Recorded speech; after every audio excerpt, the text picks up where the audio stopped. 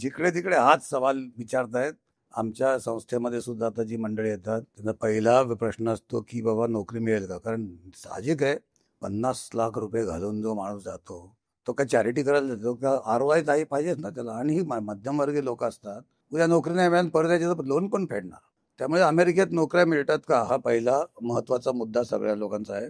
तर हे अर्धसत्य आहे. मिळतात का, हो. मिळत नाहीत का, हो. दोन्ही प्रकार आहेत. तर आता पहिली गोष्ट काय झालंय गोंधळ की प्रचंड संख्येने अमेरिकेत मुलं जायला लागली. 2020ला कोरोनामुळे हार्डली 15,000 लोक गेली. 2021ला अचानक ती संख्या वाढून 80,451 झाली. ती एक कशा प्रकारची असतं. आता पूर्वी 2016च्या अगोदरचा नंतर रेडा बघितला सर्वसाधारणपणे 45,000 ते 60,000 मुलं जात असत आणि तेवढी ती मुलं अमेरिकेच्या इकॉनॉमीत ऍब्झॉर्ब व्हायची. तर तोपर्यंत जॉबचा काही प्रॉब्लेम नव्हता. आणि आता जेव्हा आम्ही स्टुडंट व्हिसा मध्ये त्यात अंडर ग्रॅज्युएट पण आले, पोस्ट ग्रॅज्युएट पण आले, PhD पण आले. तर 2021ला अचानक 80,421 लोक गेली. ती मुलं पास झाली 2023ला. 2022ला 1,15,000 गेली आणि 2023ला 1,30,000 गेली. आता इतक्या भयंकर संख्येने लोक गेल्यावर अमेरिकेत नोकऱ्या मिळणार कशा सगळ्यांना.